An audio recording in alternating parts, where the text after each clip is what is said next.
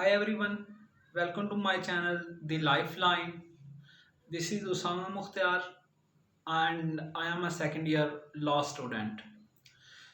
आज की इस पर्टिकुलर वीडियो बनाने का मकसद उन स्टूडेंट्स को अवेयर करना है, उन स्टूडेंट को यूनिवर्सिटी ऑफ गुजरात के लॉ डिपार्टमेंट के बारे में बताना है कि वो कैसा है और कैसे चीज़ें चल रही हैं यूनिवर्सिटी ऑफ गुजरात में। इन्वायरमेंट कैसा है, स्टडी इन्वायरमेंट कैसा है यूनिवर्सिटी ऑफ गुजरात के लॉ डिपार्टमेंट का।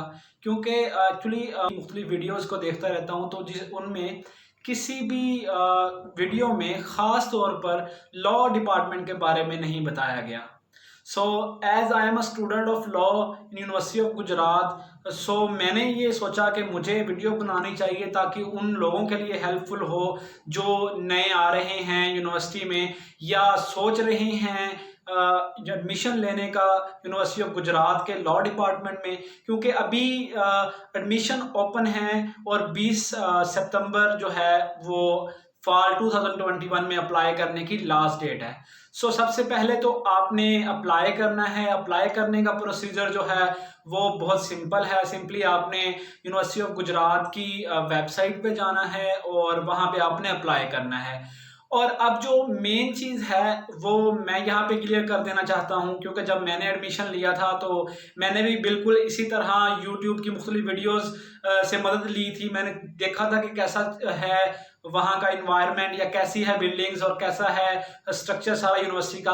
तो जब मैंने सर्च किया था तो मुझे एक्चुअली जो हाफिज हयात कैंपस है, जो कि एक्चुअली मेन कैंपस है यूनिवर्सिटी ऑफ गुजरात का, वो शो हुआ था, जो कि जिसमें एक्चुअली लॉ डिपार्टमेंट है वो नहीं है। मैं अगेन बता दूं, हाफिज हयात कैंपस में लॉ डिपार्टमेंट नहीं है, जबकि लॉ डिपार्टमेंट जो है वो जीटी रोड कैंपस के नाम से बनाया गया है, जो कि पहले साइंस कॉलेज के नाम से गुजरात में मशहूर है, जो कि जीटी रोड के ऊपर ही वाक़ है।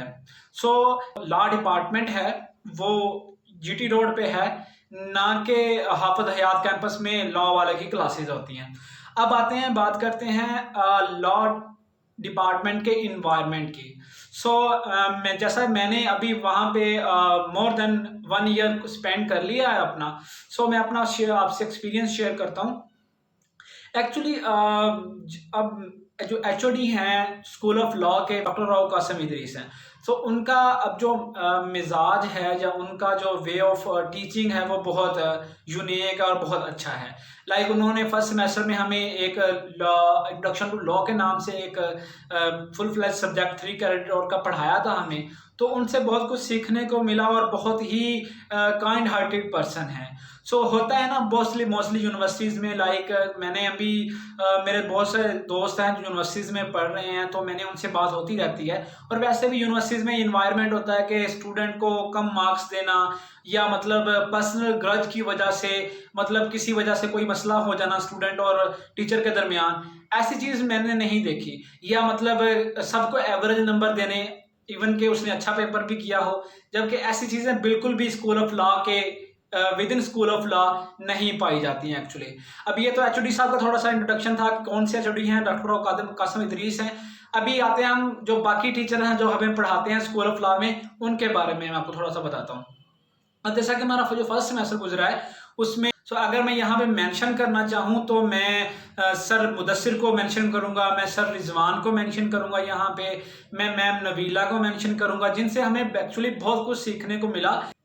Actually, they are competent person in respective of their teaching style or their methodology to teach a particular subject.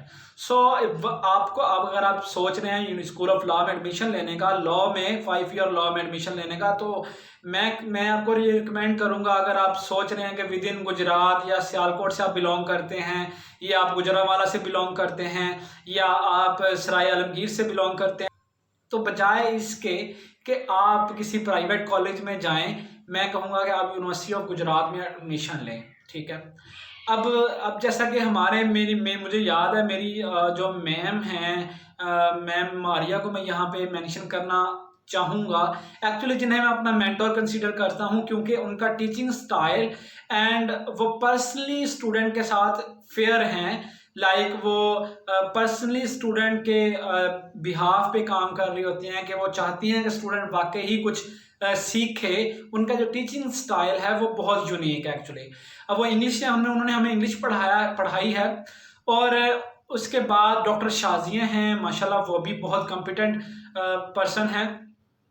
सो मैं एक्चुअली ये सब कुछ बताने का मकसद ये है कि वो लोग जो सोच रहे हैं कि हम लॉ करें और देख रहे हैं कि हम प्राइवेट कॉलेज से करें या यूनिवर्सिटी से करें, ये सब चीज़ें उनको बताने का मकसद ये है कि ताकि वो जब यूनिवर्सिटी के अप्लाई करें तो उनके दिमाग में ये होगा कि ये चीज़ डिफरेंट है जो हमें यहाँ पे सीखने को मिलेगी एक्चुअली, और जो चीज़ हमें दूसरों से प्रोमिनेंट करेगी। एक्चुअली अब मुझे याद है कि मेरी मैम जो हैं, मैम फायजा चौधरी, एक्चुअली उन्होंने मुझे कहा था कि उसामा एक्चुअली यूनिवर्सिटी है वो सिर्फ लर्निंग के लिए, एजुकेशन के लिए आप नहीं जाते।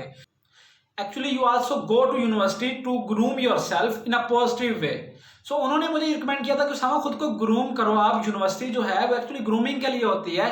पढ़ने के लिए तो आप घर बैठ के भी किताबें पढ़ सकते हैं, लाइक आप ओपन के थ्रू पढ़ सकते हैं या किसी भी प्राइवेट कॉलेज में पढ़ सकते हैं। So now the question is what is the difference between private colleges and these regular universities.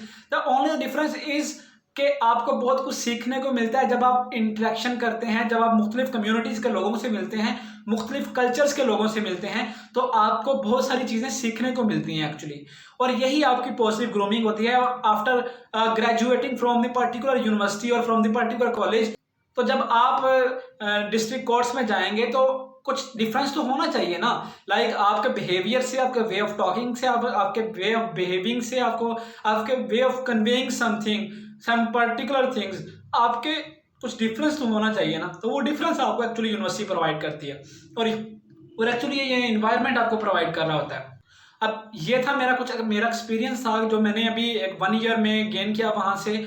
और एग्जैक्टली टीचर्स बहुत कंपेटेबल हैं। University of Gujarat actually is a wonderful university in the region of Gujarat or alongside Gujranwala and Sialkot. So if you are considering, if you are thinking for doing LLB, then I would recommend you to join School of Law, University of Gujarat. And for this, firstly you have to apply online.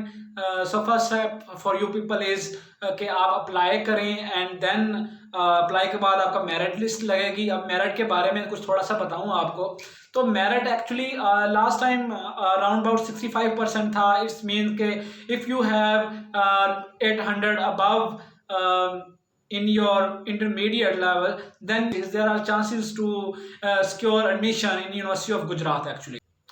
And exactly university of Gujarat में अगर हम facilities की बात करें तो university of Gujarat में actually एक बहुत अच्छी लाइब्रेरी है, वेल इक्विप्ड लाइब्रेरी है, जहाँ पे आपको कंप्यूटर्स की सहूलत दी जाती है और आप वहाँ पे बैठ कर रिसर्च कर सकते हैं। और केस लाज अपने फाइंड आउट करने के लिए वहाँ पे बहुत सारी बुक्स हैं, जो प्रीवियस केस लाज हैं उनके जर्नल्स मौजूद हैं। Everything related to the law fields you can get there. So ये एक्चुअली बहुत चीज़ें मैटर कर रही होती हैं जब आप किसी भी फील्ड को चूज़ करने जा रहे होते हैं या कोई भी यूनिवर्सिटी ज्वाइन करने जा रहे होते हैं। सो ये सब चीज़ें आपको स्टार्ट में देखनी चाहिए कि वहाँ पे क्या चीज़ें हैं, नॉट जस्ट कि आप वहाँ का स्ट्रक्चर कैसा है। I am not comparing Hafizat campus with GT road campus. Hafizat campus की अपना स्ट्रक्चर है, लेकिन स्ट्रक्चर में कुछ इश्यूज़ हैं, लेकिन मैं बात कर रहा हूँ कंपेटिबिलिटी ऑफ टीचर्स और the facilities are providing by the authorities और by the administration to the students of school of law. अब एंड पर मैं ये बात करूँगा कि जो स्टूडेंट सोच रहे होते हैं कि हम क्या करेंगे जब हम एडमिशन ले लेंगे, हम तो सियालकोट से हैं या हम गुजरावाला से हैं, रोज़ाना आ जा नहीं सकते। So as I am also belongs to Sahiwal district, so मैं भी एक्चुअली वहाँ पे रह रहा हूँ हाफिज़ हयात कैंपस के हॉस्टल में।